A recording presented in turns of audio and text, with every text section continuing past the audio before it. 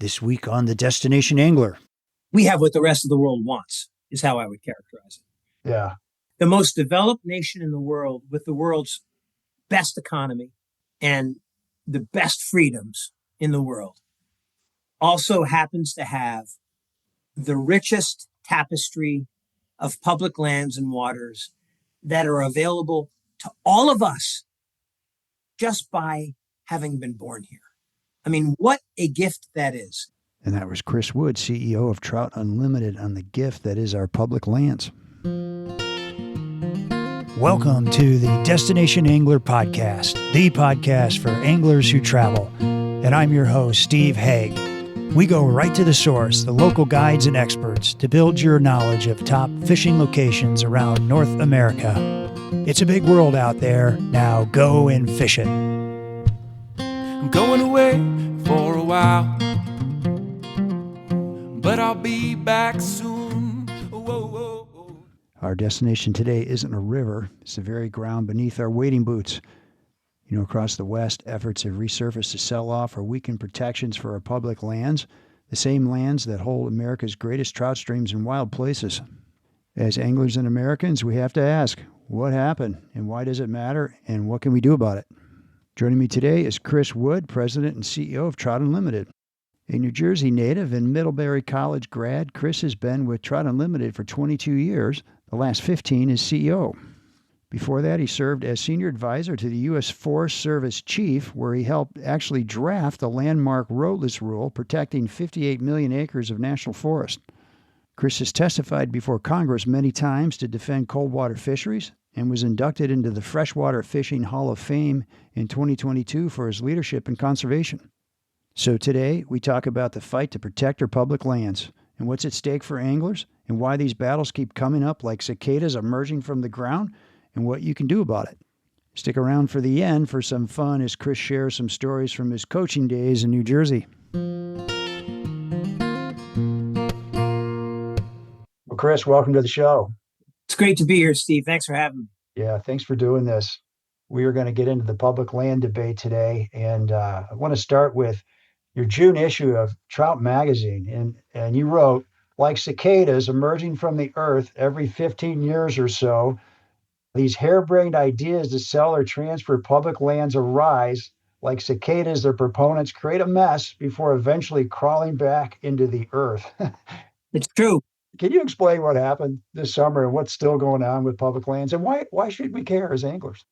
You know, this has been happening almost since, so Theodore Roosevelt was really the president, Republican President Theodore Roosevelt. He was really the president who, it was actually Ulysses S. Grant who, quote, invented the concept. But it was Theodore Roosevelt who basically said these unobligated, unappropriated public domain lands, they were called, which we had been settling as we, made our way westward through Manifest Destiny. We should hold some of these. These are, and that was the era when the timber industry was basically, and they're not like this anymore. So I use this word cautiously, but rapaciously moving their way, from the Southeast up through New England, across the Great Lakes, and then westward. And, he and his friend Gifford Pinchot said we ought to try to protect some of these public lands. And famously, they created something called the Midnight Reserves. So Congress saw that the president was, basically creating monuments and designating, quote, forest reserves, which are now our national forest system lands today. And they took his authority away. They took, through an appropriations bill that he had to sign, one of these so-called must-sign pieces of legislation. They took that authority away. And so Gifford Pinchot walked across the mall of the Constitutional Mall down there in D.C. over to the White House. And he and President Roosevelt sat on the floor of the map room of the White House with big maps of the United States and thick markers. Huh. And they basically carved off, I think it was 13 million acres of additional forest reserves just before midnight when the president's ability to do that was taken away. And ever since then, and we've added to our public land domain and we've passed important legislation like the Federal Lands Policy Management Act, which codified that, 270 million acres of BLM land should remain in public hands. And of course, the National Forest Management Act, which codified that the national forests should remain in public hands. But really, ever since Roosevelt and Pinchot took that action, there have been these efforts every, as I say, 15 to 20 years to grab the lands either and sell them to the highest bidder, which is what we were dealing with this summer, and we can talk more about that. Or, this is my favorite, to give them, quote, back to the states, which is one of the biggest canards in the history of conservation, because Western territories, all of the Western domain lands were owned by the original 13 colonies, other than the ones that were acquired by, the federal government through treaties or conquest or annexation. And like the Louisiana Purchase or the Gadsden Purchase, where we got Alaska, in the Louisiana Purchase, where we acquired so much of the land west of the Mississippi. And Sure. those territories, upon entry into the Union, as a condition of entering the Union as a state, basically gave up their rights to all of the unobligated public domain lands in their territories. And that is what, and then of course we did, dispose or sell of a lot of that during the land rush period. But Roosevelt, in his wisdom, realized that the public lands they're the equivalent in America of the grand European museums or the pyramids in Egypt. They are literally the thing that makes us uniquely American. And he said we should hold on to those. And it doesn't mean that there shouldn't be opportunities, especially for communities that have public land surrounding them, to either trade and acquire some for economic development or housing. But what we saw this summer was really a ham-handed proposal to sell 2 to 3 million acres, and that was written into the legislation. 2 to 3 million acres, right? A forced sale, not optional. We are selling. No. It was that's right. It was, they had a fractional percent of the Forest Service lands and the BLM lands, and BLM is always treated as the poor, probably going to get in trouble for saying this, but redheaded stepchild, and they're not. They don't get the budget that the Forest Service gets, but the fact that they actually included Forest Service lands in this was almost remarkable. And what was so gratifying was there was just this outpouring of opposition to this dumb idea. Right. And, I have it on good faith, and a bunch of Republican senators, including some friends of mine like Senator Risch and Senator Crapo from Idaho, came out against it. But I know for a fact that there were 17 Republican senators who were, if it came to it, would have voted for an amendment to strike that provision from the bill.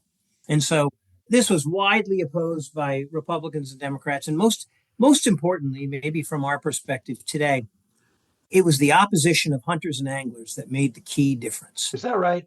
Interesting. Oh, yeah. No, they were, I mean, this is a community that has, for a generation, they were ignored by one political party and taken for granted by the other. And they're slow to anger, but when they rear their head, they rear their head. And you better pay attention, because there's a lot of us, 60 million of us. And they made their voice heard. And I think, eventually people convinced the sponsor of the amendment that it was a bad idea, and he stripped it from the bill. He pulled it out. Who's that, Mike Lee? It was Senator Lee from Utah. Yeah. What was he thinking? Do you know the guy? I don't know him. I've testified before him a few times. He's a super smart, very serious man. But he is one of these who just, I don't think he believes in this idea of public lands. And I'm not trying to pillory him or anything else. He just has a different belief or value set than I do. I think he thinks that there's a long tradition in the state of Utah, which is his state, of wanting to, and I say this with air quotes, wanting to take back the public lands. And they've had their state legislature pass, ordinances, and which are meaningless, and they've, commissioned funding for lawyers to look at the legality of the question. But the reality is there is no legal way. You can't give back to the states something they never. Upon entry into the union, the state the Constitution of the state of Utah says, we hereby give up, this is almost a direct quote, all of our unappropriated public lands within the territory Yeah, to the federal government. to the federal government or to the American people. And that's the point that I like to make. It's like, it's not, the government's not managing these lands for the benefit of the government. These are Right. our lands. Like, Right. they're literally our birthright as American citizens. And it is, and frankly, Steve, it's most of the land that most of us will ever own is our public lands. And if we had allowed 2 to 3 million acres of these lands to be sold, you wouldn't, well, I mean, I'm not sure your financial circumstance, but let me put it this way. I wouldn't have been buying it.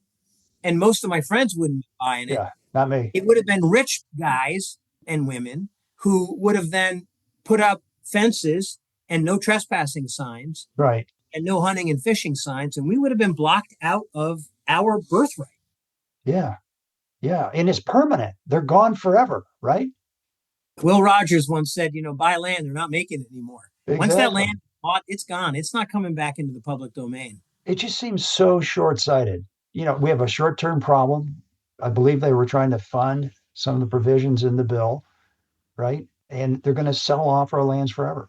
I mean, look, as I said, I want to be, one of the things I love about the organization I work for is we're very pragmatic. And I'm not suggesting that there aren't circumstances where certain public lands should be traded with the states or counties or municipalities or even sold.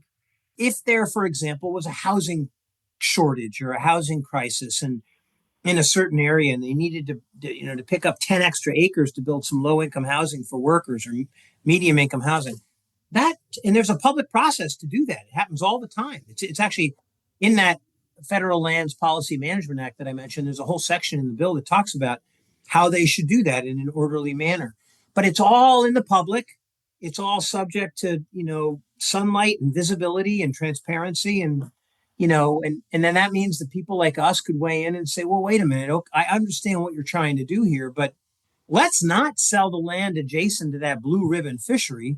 Let's maybe keep that off limits to housing, but let's sell this other stuff up here that, doesn't have the fish or wildlife values. Yeah. And that's what was missing from the proposal this summer. So if this had gone through, who would decide which lands got sold? How would that happen? The Forest Service and the BLM. I mean, there was one of the things about legislation is they're often skinny on details. And then they allow the agencies to write what they call rules or to go through a rule-making process. Yeah. So those agencies would have written rules for this. But, I mean, it's kind of anybody's guess as to how it would have gone. I mean, I having worked for both the Bureau of Land Management, started my career there happily, and the Forest Service, I have great confidence in those people. And those are, in fact, I just literally today wrote a blog about public servants and my appreciation for them, as we enter our, I think today's the 9th day of the federal shutdown, but yeah, I think they would have done a really careful job of making sure that they weren't selling off the most important fish and wildlife habitat or drinking water supplies. But who knows, right? I mean, politics rears its head everywhere. So it was a little bit inchoate and a little bit unclear as to how that public process would have worked out. Okay. And so what would this have meant to cold water fisheries and to all of us trout fishermen and salmon fishermen if they started selling off public land? What kind of an impact could it have had? Well, just look at the Forest Service. 50% of the blue ribbon fisheries in the United States flow across National Forest System lands. Yeah. And if they got someone in there who, who was more focused on how much revenue can I generate than, the enduring value of keeping public access to those waters. Yeah. Think about how many billionaires, I can't remember what the last number was. It was like 1,000 billionaires or something in America. Think about how many of them would have said, oh, a nice place to build a 15,000 square foot home, right along, the Madison or one of these other rivers. It's kind of like creating lots of envy for people like you and me, right? Yeah, exactly. Kelly Creek. actually don't want to do this. I don't want to name names. I'll get in trouble with my friends. But there's all these incredible native trout fisheries in states like Idaho, Utah, Montana, Colorado, all over. I mean, all across the country, in New Hampshire and Vermont as well. The Green Mountain National Forest and the White Mountain National Forest have incredible brook trout fisheries. Yeah. And those would have been the places people wanted. Yeah. I'm afraid, these isolated tracts of public land, which are sometimes fragmented because of oddities of our history, where we gave away every quarter section to like railroad companies as they Yeah. built rail going west. And I don't think that the rich people would have said, "Well, I'll take one of those off the beaten path," way away from cold water, not good hunting. I'll take that. That's the one I want. It's been a lot of people have been going there and sighting in their deer rifles for 50 years. I'll take that property. I don't Yeah. think so. I don't think it would have worked that way. Yeah, exactly. All right. So when I think of our public lands, and I've talked to a lot of, as you have, a lot of anglers from around the world, actually, what we have here in America, I think is just incredible. And how would you characterize that? Like we have versus what the rest of the world has? We have what the rest of the world wants, is how I would characterize it. Yeah. The most developed nation in the world with the world's best economy and the best freedoms in the world also happens to have the richest tapestry of public lands and waters that are available to all of us just by having been born here. I mean, what a gift that is. And that's the piece of this that, and I'm sure you must hear it when you talk to anglers who come here from other countries. I remember my friend Tom invited me to fish the River Test with him at this famous holiday. They call it the I think it's the Duffers Weekend. And there's this giant mayfly hatch on all these rivers, but they're all private waters. And so, we had to pay for each beat that we fished, and there were individual rules on each beat in terms of how you fished. And I think about what we have here, where it's like we have I'm not going to do this weekend because I've got this ankle replacement thing I'm dealing with. But Oh, joy. if I know it's not, trust me. If I wanted to, I could drive down to the the George Washington Jefferson National Forest in Virginia. I could drive over to the Monongahela if I felt like it. If I was really ambitious, I could drive a few hours more and go up into Pennsylvania and to the headwaters of the Little Juniata and places like that. And I could fish for free. As long as I bought a license, Yeah. I can fish for free. I can fish to my heart's desire. As long as you want. As long as I want, all day long, all night long. And, so long as I'm abiding by the game rules and buying a license. And I think that sometimes as Americans, we take that for granted. We take for granted this notion that there are tens, hundreds of millions of acres that we all own, that nobody else in the world, no one else in the world has anything like that. Now, there are countries like Canada where they have forest land and crown lands and things like that, but nobody has this network of public lands that we have.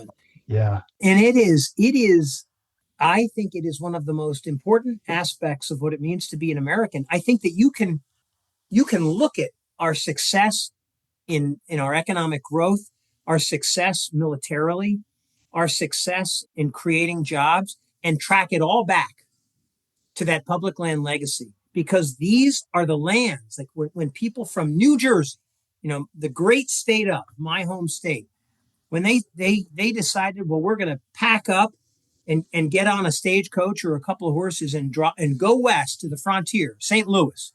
And then they got to St. Louis and their kids said, you know what, we're going to go further west into the frontier. And they went over into Montana or maybe California even for the gold rush.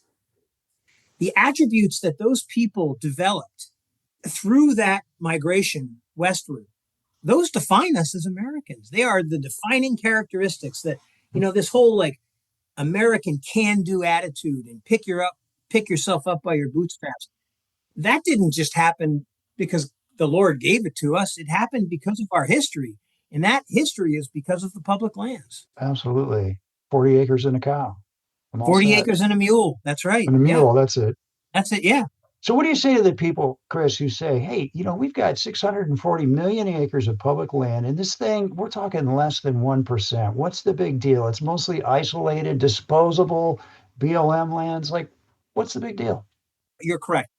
The fact is, if there had been an orderly process where, in a perfect world, a combination of Democrats and Republicans came together, because that's how we do things in America when things work well, and said, look, we've probably got a million or 2 acres that are just really hard to manage. Yeah. Like, they don't make any sense. Remember those, talked about the checkerboard pattern of our Yeah. land tenure maps in the West, especially because of the railroads.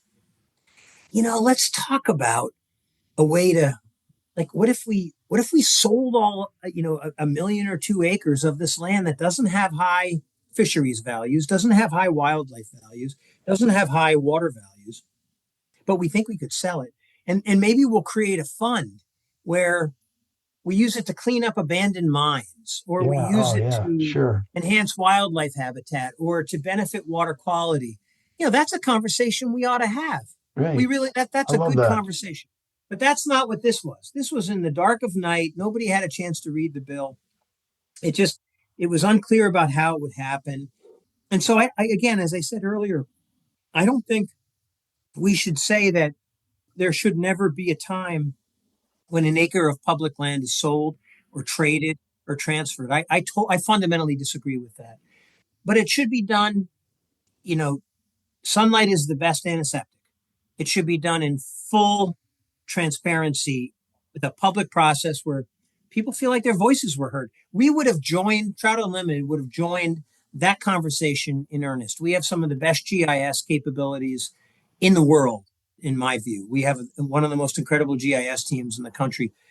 We could have created layers where we looked at, lands there's a whole bunch of public lands that are blocked up by private lands. They're literally, you and I can't go there. Right.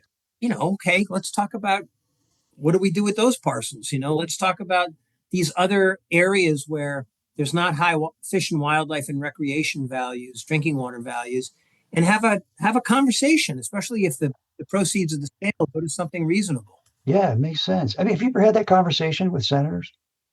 No, frankly, I'm embarrassed to say it's a conversation I probably should have had with Senator Lee, but things got so heated and so pitched Yeah. then. You had to move It fast. was, yeah, we were just trying to, galvanize the opposition.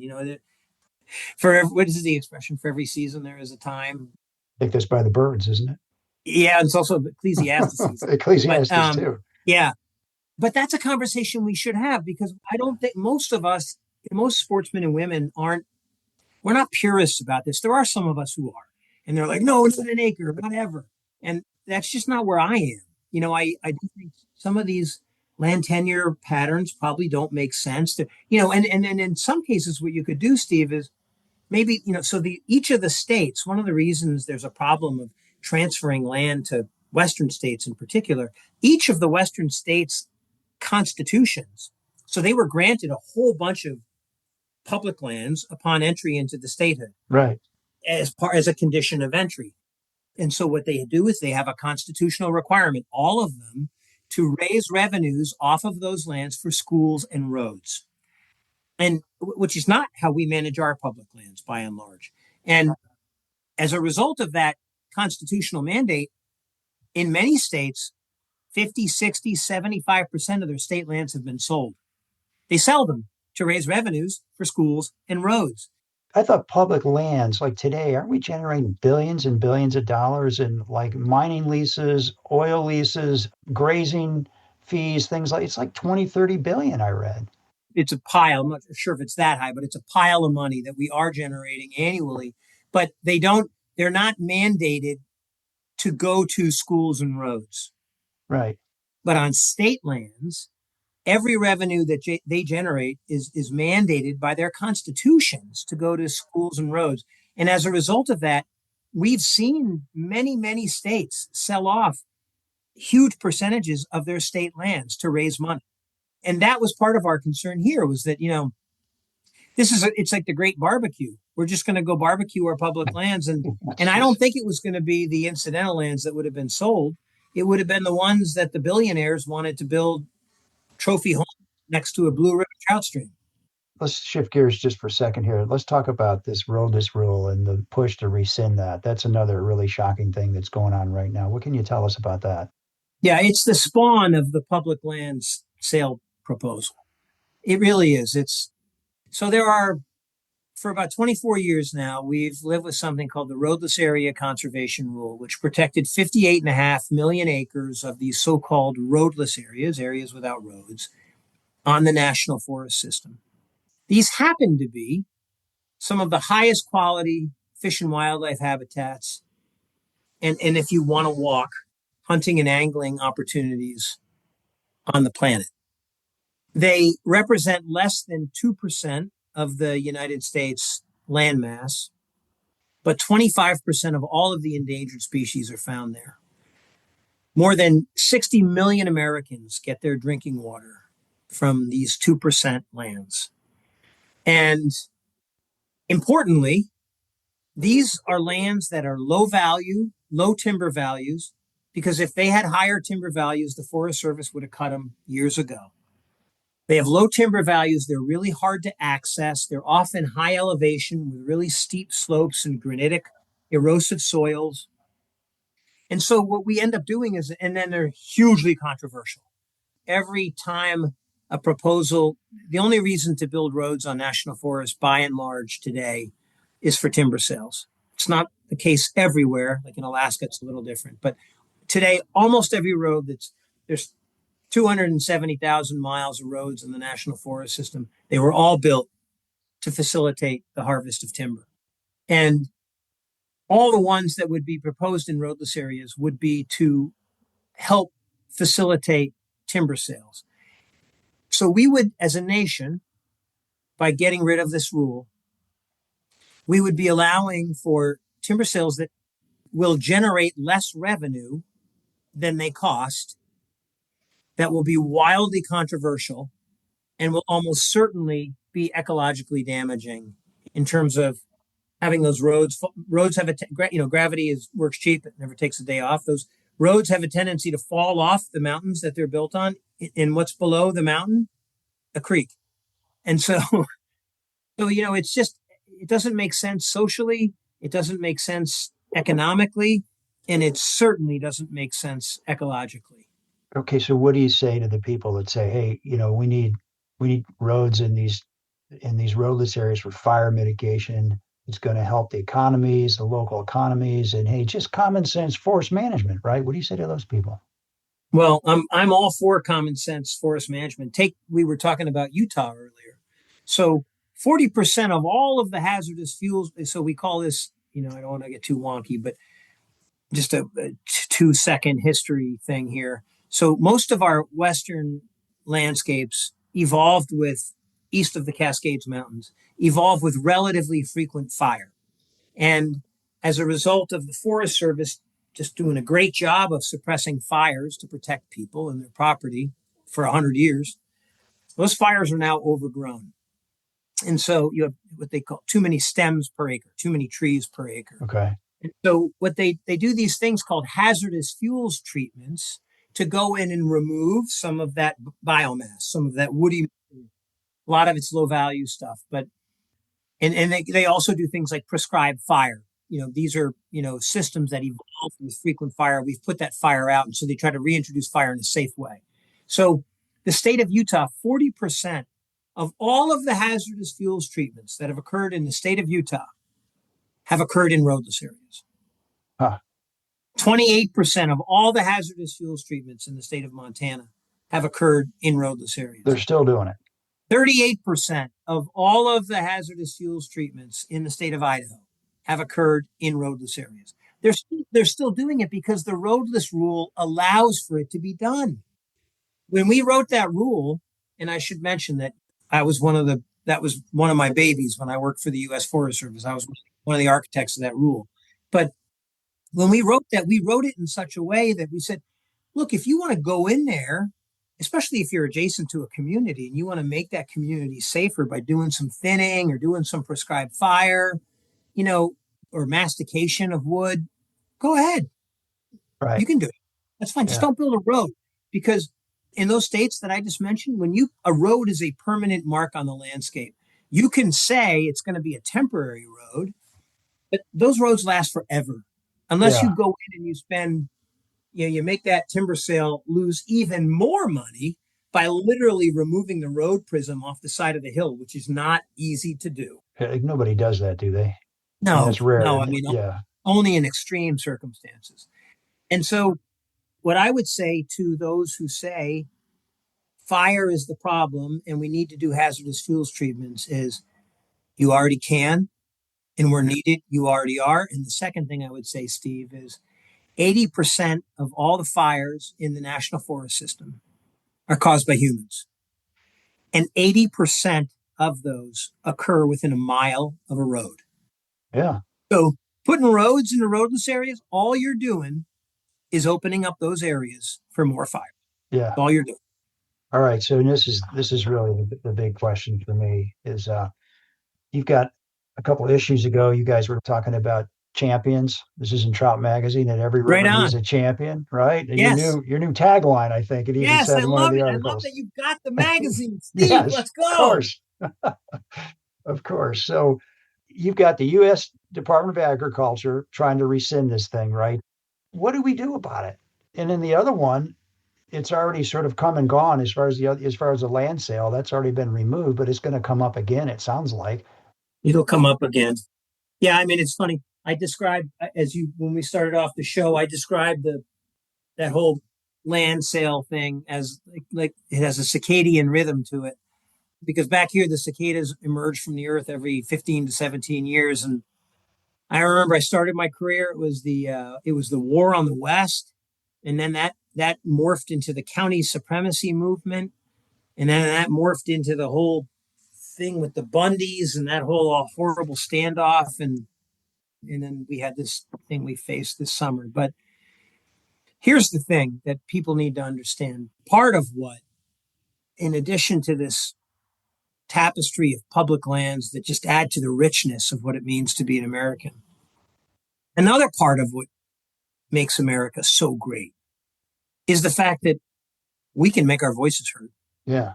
And I think there are precious few constituencies that I think can stand up and with a clarion clear voice explain to the administration, this is not in our best interest. We don't want this. And I think the hunting and angling community is one of those, maybe the only one. And so, there's going to be the way the bureaucratic process works. And I'm not making fun of this because I'm glad it exists because it allows us to make our voices heard. But they did something called a notice of intent, and they had a very truncated public comment period there that ended last week or 2 weeks ago. It was 21 days. And then what they'll do now is they'll come out with what they call an environmental impact statement, which will look at the benefits of and, negatives of their proposal. And then there will be a longer, I hope, public comment period. And TU will be doing our level best to make sure that, every one of our 350,000 members and supporters make their voices heard. And I hope everybody on this show checks out tu.org and stays in touch with us because we'll make it easy for you to do that. Okay. You do make it really easy because there's been lots of times I've just clicked on a button and up comes a page. I just fill in my name, write a few extra things, and it goes off to my congressman. It's amazing. They do a Really great, easy. the team the communications team here does a great job. There's another point that's important. Remember when we were talking about the public land sales, you asked about, well, Chris, come on, man. It's like a million or 2 acres, like, out of 600 million, like, is it really a big deal? And the answer is, if done in the right way, it need not be a big deal. The same answer applies here too. If the administration pivots, and by the way, and I say the administration not without reason, the Forest Service doesn't want to do this. This is not coming from the career professionals at the Forest Service. This is settled law for them. They know that these areas are dogs from a timber management perspective. They know that the controversy that's created by trying to go into those places, it burns the social license that they've earned over the years and makes it harder for them to do the other great work that agency does. But my hope is that because enough of us will raise our voices, that the administration says, okay, well, look, let's pivot. right now there's two options on the table. One is they call it rescinding the roadless rule, which means Yeah. just take it. And then the other one is what they call the no action alternative, meaning we're not going to do anything. Psych, just kidding, head fake. But they're not going to take that option. They're required by law to have that. My hope is that enough of us will make our voices heard, that the administration will say, all right, well, look, we understand you don't like the rescission idea, but it's been 24 years, right? We've gotten smarter in 24 years. I hope we have. And we've learned some things about better ways to protect these communities from fire, which is the point you raised. And we've learned better ways to protect the values of roadless areas that we care so much about. How about we have another alternative, sort of like the porridge is just right alternative that takes the benefits of the science and the information that we've gleaned over a quarter of a century and applies it in a more measured way. That could be the path through the woods for all of us. And that's the direction that we're trying to push.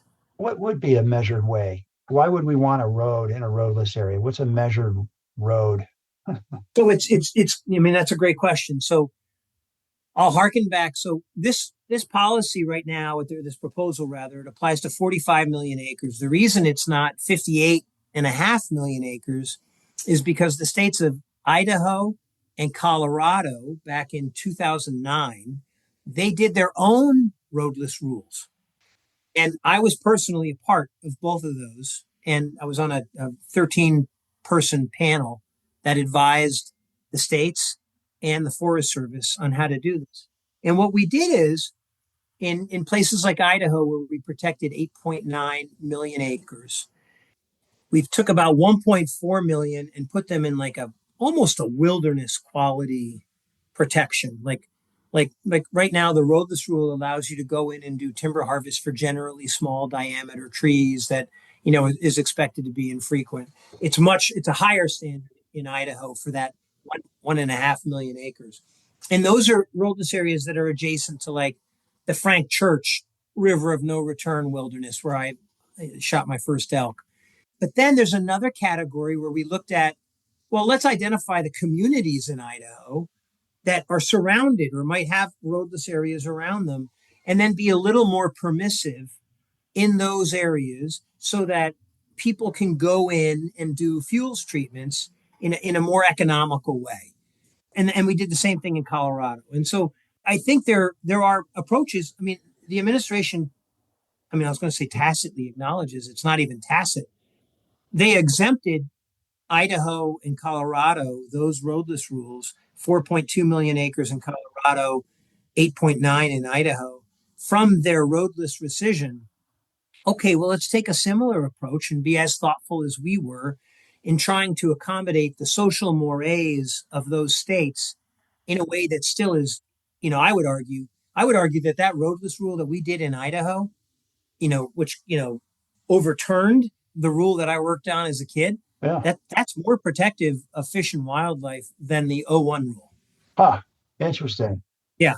Okay. Well, you've really got my mind spinning here on options. So there could be a happy medium here. There could be some things that we could agree to that make sense for anglers and for everybody here in America. This is what we do as a nation, right? And we have our disagreements. They're often pitched. We're like a big family, and the important thing is at the end we come together and we say, well, what is really the common good that we're after here?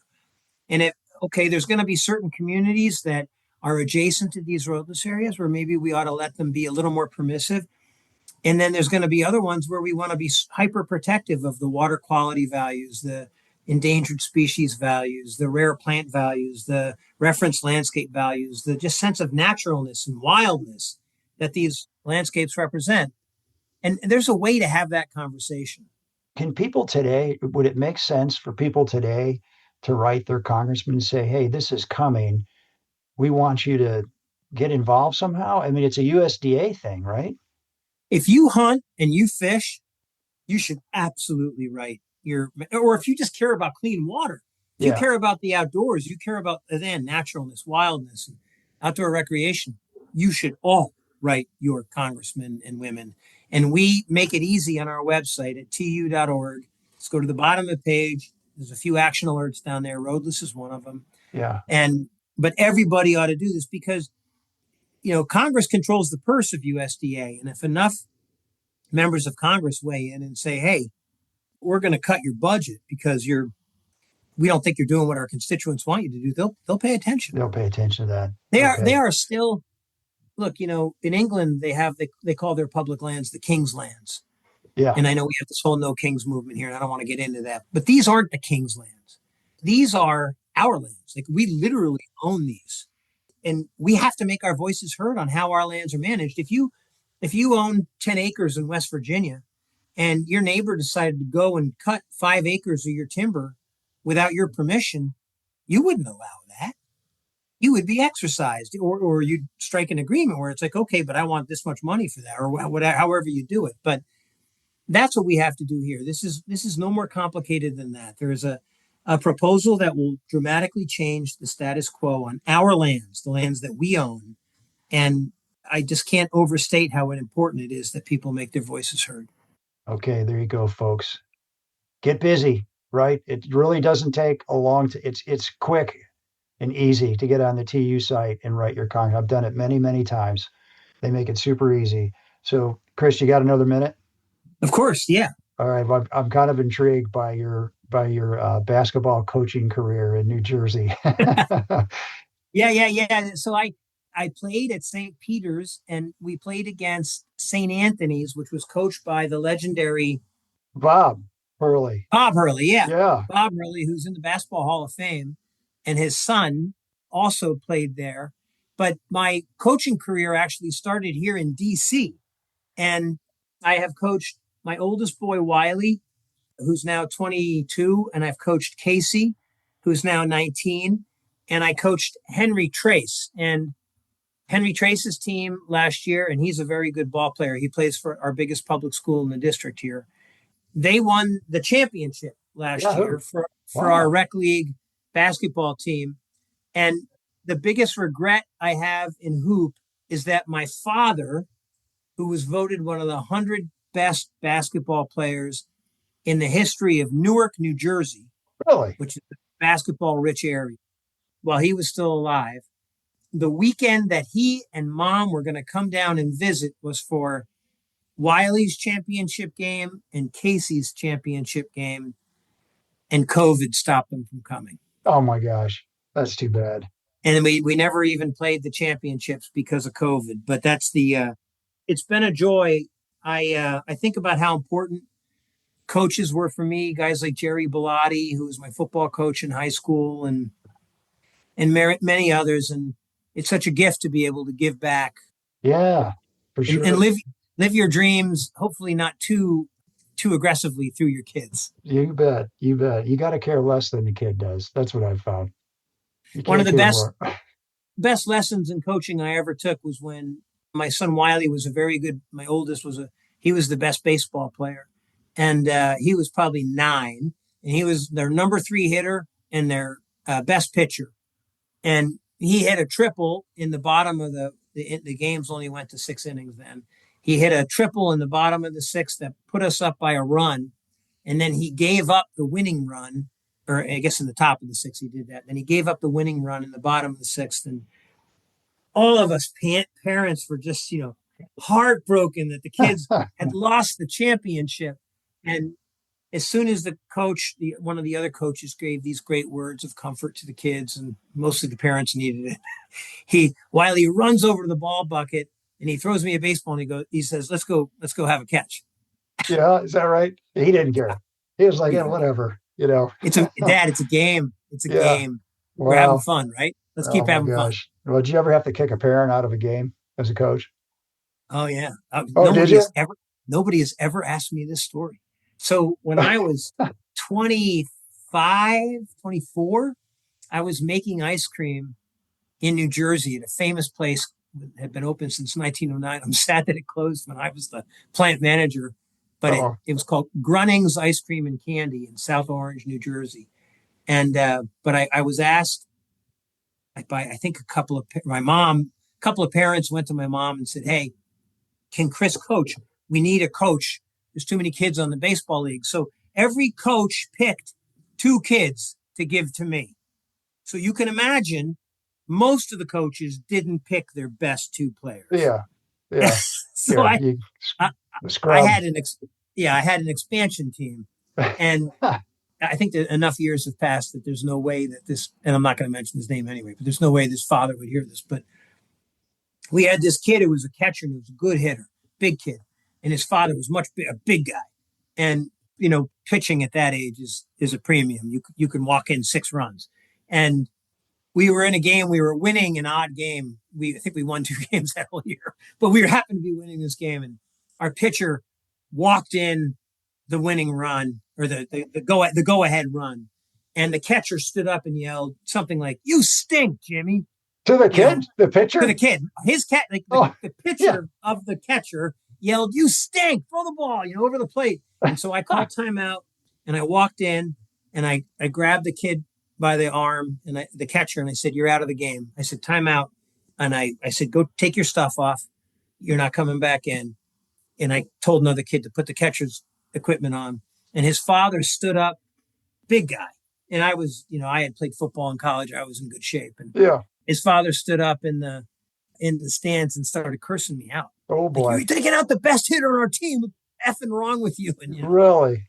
And so I looked up, I turned my hat around, I turned my whistle around on my back. I walked up with the clipboard in my hand and I said, I'm not going to use the language I use, but I said, "Hey, here's the clipboard. I'll give you the whistle if you want, but you need to shut up for the rest of the game." And I said it right to his face so nobody else heard him. And he just looked at me like he went white and he sat down. Really? How about that? Sometimes you got to punch a bully in the face. Well, he was wrong. I mean, you can't be cursing in a little Wow. No kid. Right. Are you a Bruce Springsteen fan? Huge. Okay. Huge. All right. You kidding? You ever been to Asbury Park? Dude, come on. All the time. My grandfather lived in Point Pleasant. I mean, yeah, the shore is like, we go every year to the shore still. I don't go. We don't go to Asbury. We don't go to rent at Asbury Park, but we go to, I'm not going to say that it's between Sea Isle City and Atlantic City, or Ocean City. No. Yeah.